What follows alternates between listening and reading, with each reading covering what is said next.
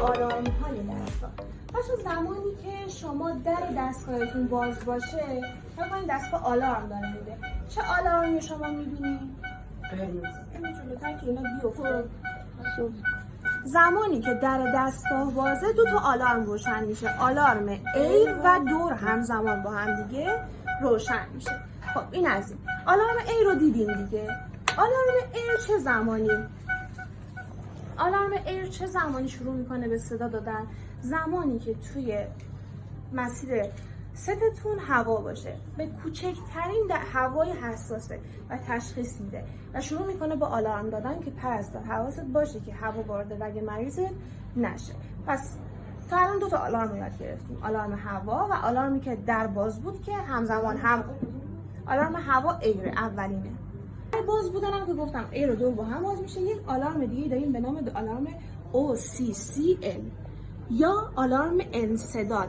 زمانی هستش که بچه‌ها انسدادی در مسیر رگتون وجود داره، یا رگتون خرابه یا اینکه یادتون رفته این کلمپ رو باز کنین، این شکلی گذاشتین مریضتون رفتین دیگه از بالا سرش.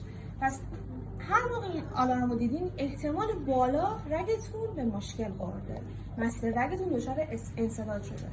بچه‌ها یه آلارم دیگه هم داره به نام آلارم لو باتری.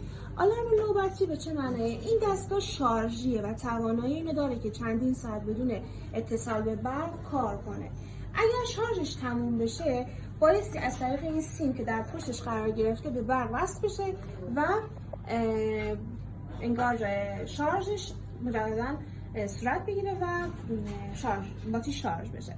یک آلارم دیگه داریم بچه به نام آلارم MT.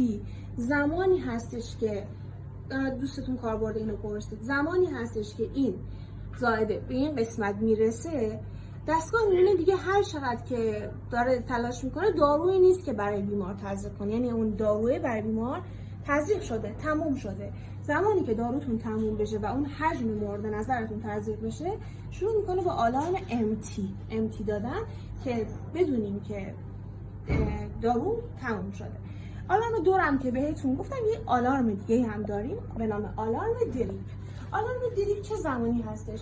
آلارم دریپ زمانی هستش که شما این دراپ دتکتور رو سر جای خودش به درستی قرار ندادین و این دستگاه نمیتونه به درستی تشخیص بده که چجوری باید قطره ها رو بشماره، یا این که بیش از حد این مخزنتون رو پر کردین و نگاه کنید اگه من اینجا بذارم شروع میکنه تون اینجوری به چشمک زدن و اینجوری دچار اختلال میشه.